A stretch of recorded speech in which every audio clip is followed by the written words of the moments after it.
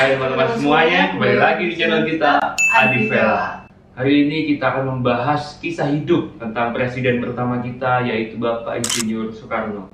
Beliau inilah yang pertama kali mencetuskan 5 prinsip dasar bagi bangsa Indonesia yang saat ini kita kenal sebagai Pancasila pada 1 Juni tahun 1945. Beliau pun juga memainkan peranan yang sangat penting dalam proses kemerdekaan Indonesia dari penjajah.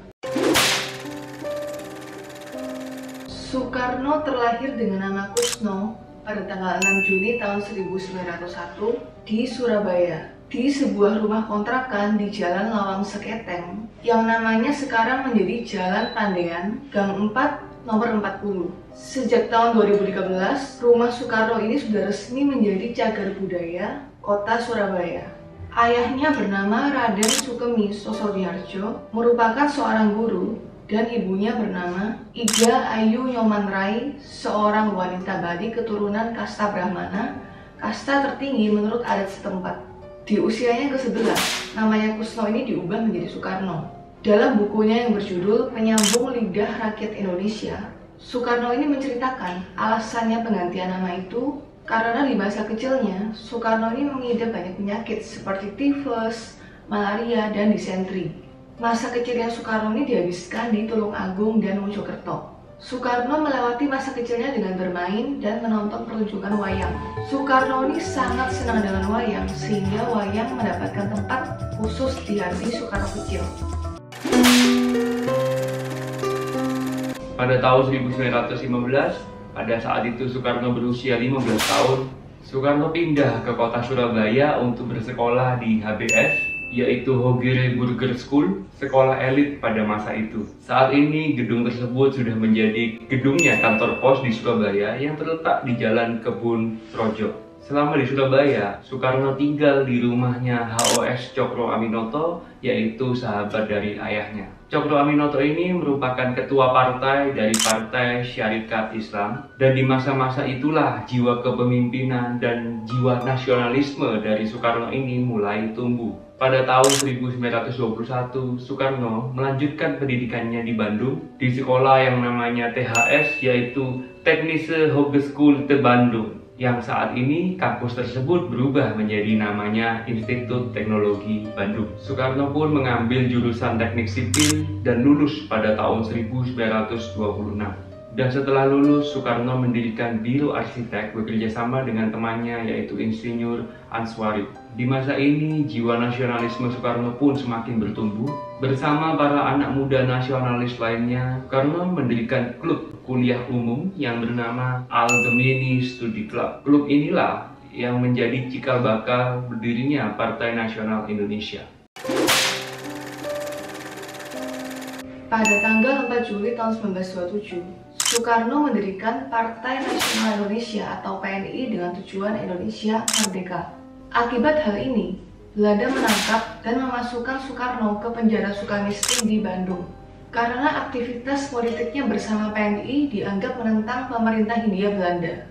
Lalu pada tanggal 29 Desember tahun 1929, dalam sidang pengadilan di Bandung, Soekarno membacakan pembelaannya, Indonesia Menggugat. Pembelaan Soekarno ini berisi tentang keadaan politik internasional dan kesengsaraan masyarakat Indonesia di bawah penjajahan Belanda. Hal ini membuat Belanda semakin marah. Akhirnya pada Juli 1930, PNI dibubarkan.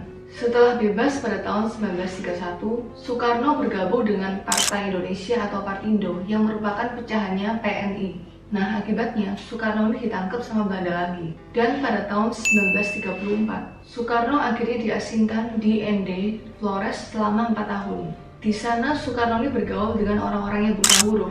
Kemudian beliau membuat sebuah lakon sandiwara untuk mereka yang buta huruf dengan mengambil nama salah satu danau di ND, Danau Kelimutu. Setelah itu ia diasingkan ke Bengkulu pada tahun 1938.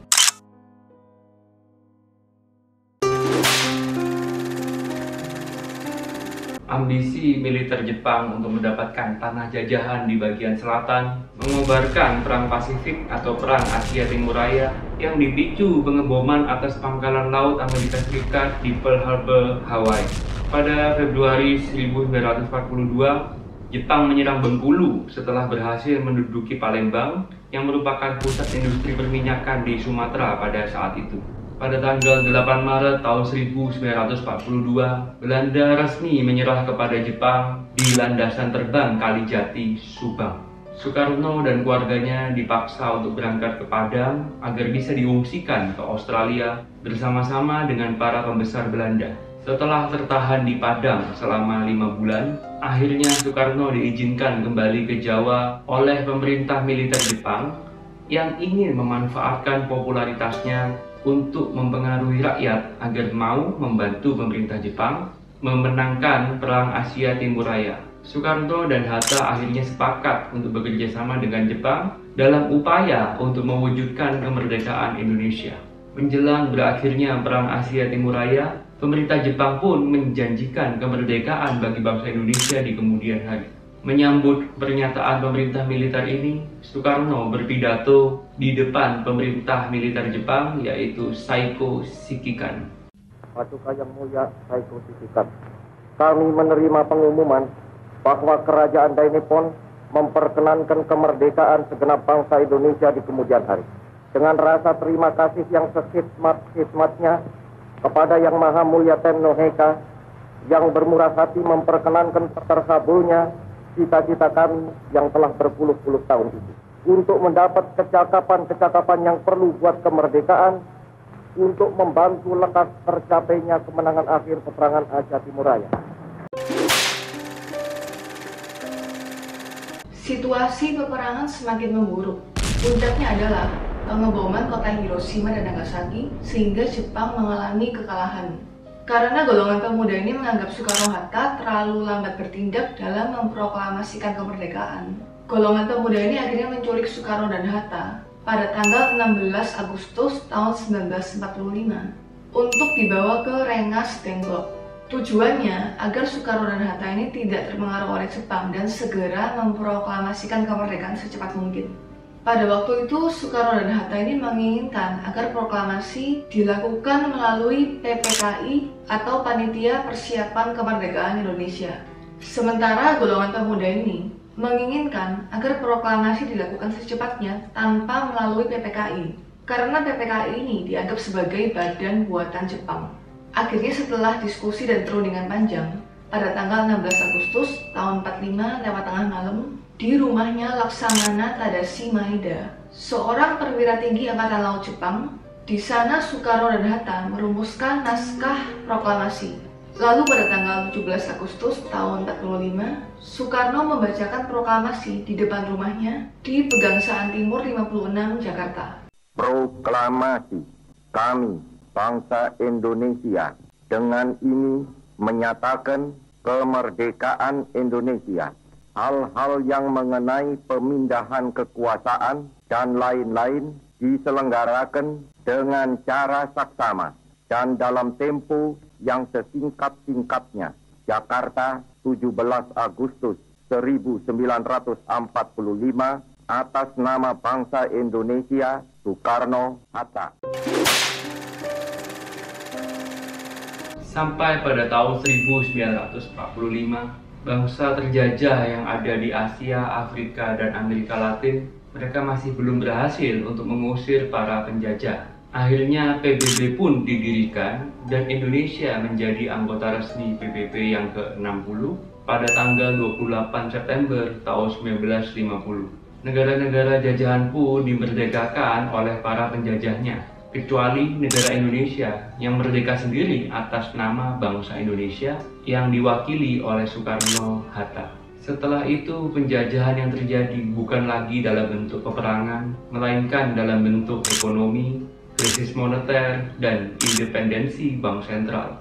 Dan penjajahan gaya baru ini disadari oleh Soekarno dan beliau menyebutnya ini sebagai nekolim, yaitu neokolonialisme dan imperialisme. Nekolim ini bukan lagi bentuk penjajahan yang penuh dengan kekerasan. Nekolim adalah salah satu bentuk penjajahan yang nyaris tidak tampak secara fisik. Secara tidak sadar, negara yang terjajah oleh kaum nekolim akan mengalami ketergantungan pada mereka, terutama dalam faktor ekonomi. I hate imperialism. I detest colonialism, and I fear the consequences of their last bitter struggle for life. We are determined that our nations and the world as a whole shall not be the plaything of one small corner of the world. Pada tanggal 7 Januari tahun 1965, Soekarno mengeluarkan Indonesia dari PBB dan membentuk PBB tandingan bernama CONEFO, yaitu Conference of the New Emerging Forces. The crowning of independence is not membership of the United Nations, but the ability to stand on our own feet. Mereka orang Afrika dan orang Mesir berkata, it rang through Africa. Rang itu artinya menggelegar seperti beledek mengampar-ampar, saudara-saudara. Pada tahun 1965, terjadi pertentangan antara TNI Angkatan Darat dengan Partai Komunis Indonesia atau disingkat PKI. Cita-cita untuk mendirikan negara Indonesia dengan landasan komunis mendorong terjadinya peristiwa G30 SPKI. Para pemimpin PKI ini melancarkan gerakan untuk merebut kekuasaan dari pemerintah Indonesia dengan menculik dan membunuh Jenderal TNI Angkatan Darat yang dianggap sebagai anti-PKI. Gerakan 30 September tahun 65 ini dilakukan oleh anggota Resimen Cakrawirawa, yaitu pasukan pengawal pribadi presiden di bawah pimpinan Letnan Kolonel Untung. Gerakan ini dimulai pada dini hari, tanggal 1 Oktober, dengan menculik dan membunuh 6 jenderal dan seorang perwira muda Angkatan Darat. Mereka yang diculik dibunuh di desa Lubang Buaya oleh ormas-ormas PKI. Walaupun tuntutan pembubaran PKI oleh massa telah dikumandangkan dan korban di pihak PKI ini juga sudah mulai berjatuhan, tapi Soekarno ini tidak bertindak untuk membubarkan PKI karena beliau ini mempertahankan konsep Nasakom, yaitu konsep nasionalis, agama, dan komunis yang diyakininya sebagai 3 kekuatan utama bangsa. Dan karena peristiwa ini, Soekarno dianggap sudah berkhianat dengan negaranya.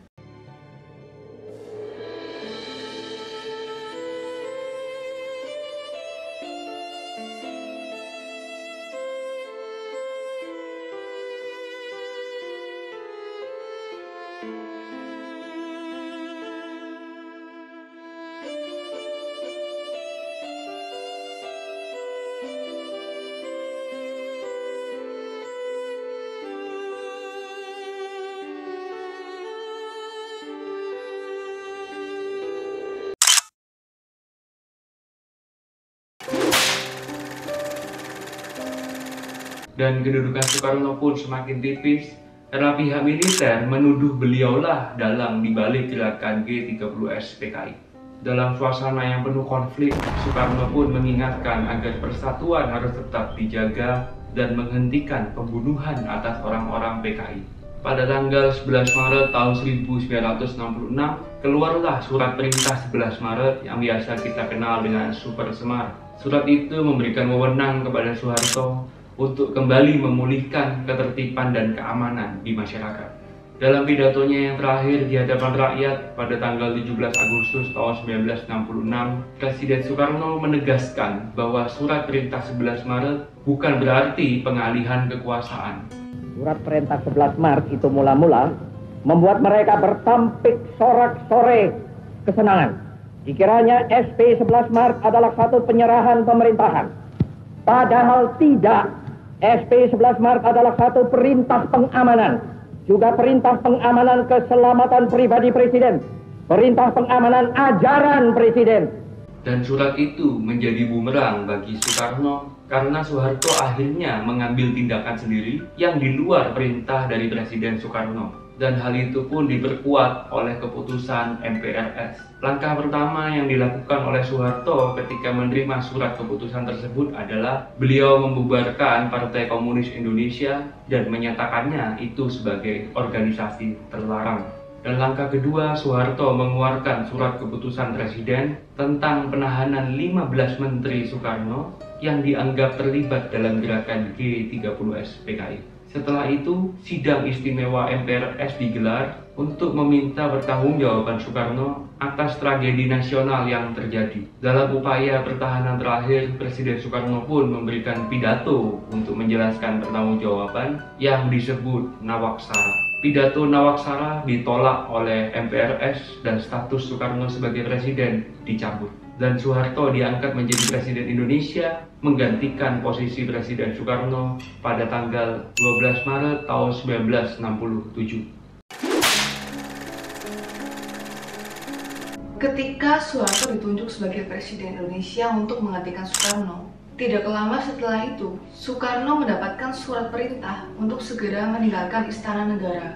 Dia meninggalkan istana hanya dengan memakai kaos oblong dan sandal yang sudah usang. Dia hanya membawa sang bendera pusaka merah putih. Untuk sementara waktu, Soekarno ditempatkan di salah satu pavilion di Istana Bogor. Namun, Soekarno ini merasa tidak betah tinggal di rumah itu. Dia merasa tertekan karena hampir setiap hari dia diinterogasi. Soekarno kemudian menulis surat kepada Soeharto yang isinya meminta agar dia diizinkan kembali ke Jakarta. Akhirnya pada tanggal 10 Desember tahun 1967, Soekarno dipindahkan ke Wisma Yaso di Jakarta. Wisma Yaso ini jadi adalah salah satu rumah yang dulu pernah dibikin Soekarno buat istrinya yang bernama Ratna Sari Dewi, istrinya dari Jepang. Namun selama di rumah itu, Soekarno ini dilarang untuk berhubungan dengan dunia luar dan dijaga dengan sangat-sangat ketat. Bahkan dia mau ketemu keluarga sama kerabatnya aja juga sangat sulit. Kehidupan Soekarno di Wisma Yaso ini begitu sengsara. Dia menderita sakit fisik, tekanan batin, dan terkucil dari kehidupan sosial.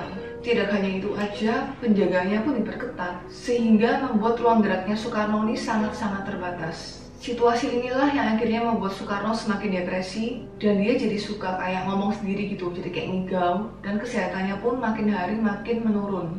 Mengetahui bahwa Bung Karno ini menderita selama di Wisma Yaso itu, sebetulnya itu banyak masyarakat dan rakyat-rakyat yang ingin menolong Soekarno. Tapi secara diplomatis, Soekarno ini menolak pertolongan mereka karena khawatir hal ini akan memancing adanya perang saudara.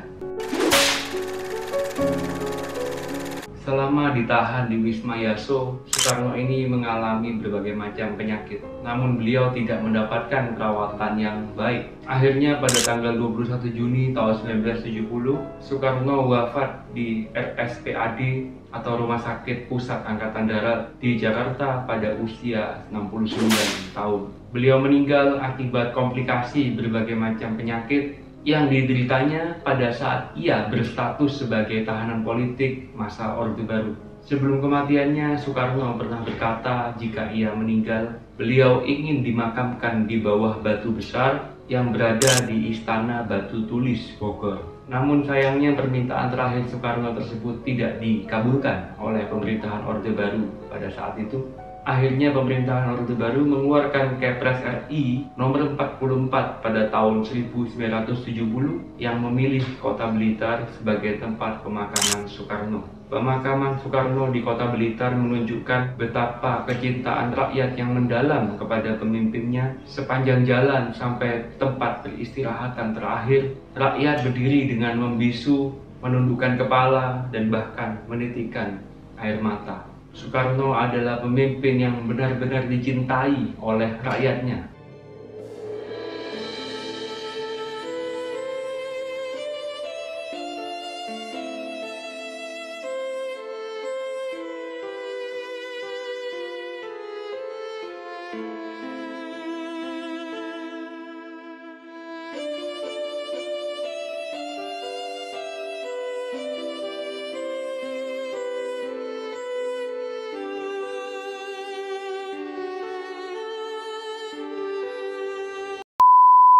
Itu dia teman-teman, kisah hidup seorang Soekarno, seorang pejuang yang gagah berani, sosok yang selalu menanamkan benih-benih keberanian dan kebijaksanaan. Berkat jasa beliau, sekarang kita ini bisa menjadi negara yang merdeka.